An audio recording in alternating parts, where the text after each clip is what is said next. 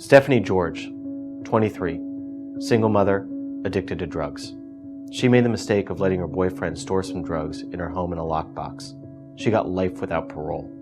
Dickie Joe Jackson, 27 and a father of 3. One of his kids was sick and needed a life-saving bone marrow transplant. At first, he tried fundraising the money to get it, but he wasn't successful. So he made the mistake of selling methamphetamine in order to try and pay for the operation. He received a life sentence for it. Robert Riley, like so many others, he started experimenting with marijuana at a young age. He got busted twice for it. Later in life, at 40, he was arrested for selling LSD. He was sentenced to die in jail. In most of these cases, the judges themselves say they wish they didn't have to impose the sentence.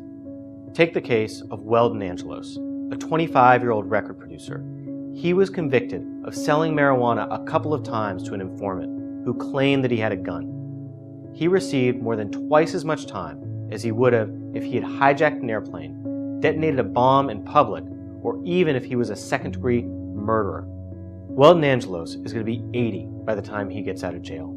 He has kids. Can you believe that? More time than a murderer for selling marijuana? The sentencing judge himself said he thought it was cruel, unjust, and even irrational to give this man that much time, but the law required him to do it. Stop and think about that for a minute. The judges themselves, in court, while they're delivering the sentence, are saying they think it's unfair, but they're required to do it by law. Pretty crazy, right? I'm Alex Kreit, criminal law professor at Thomas Jefferson School of Law. You're probably asking yourself, how do we get to a place where judges can't judge? Where non-violent, low-level drug offenders are getting longer sentences than many rapists and murderers? And the answer is one of the most terrifying aspects of our war on drugs: mandatory minimum sentencing. Remember those 3 words. So here's how it works. Think about a drug organization. You got the guy at the top, the kingpin, the one making all the money. Maybe he's a violent guy, a known murderer, the one the laws were supposedly designed to punish. Then you got all the people below him, the drivers, the couriers, a kid who's selling drugs after school, even the girlfriend of the dealer if she takes a couple voicemails or lets him store drugs at her house. Under the law, all of these people are considered conspirators. Now you might think, surely they'll each receive a different sentence. The kingpin's going to be punished more than the people below him. But what I'm saying is, the mandatory minimum sentencing laws treat them all the same. They're sentenced not based on the role that they played in the offense, but just on the type and quantity of drugs involved. And that right there is just plain wrong. And it needs to end.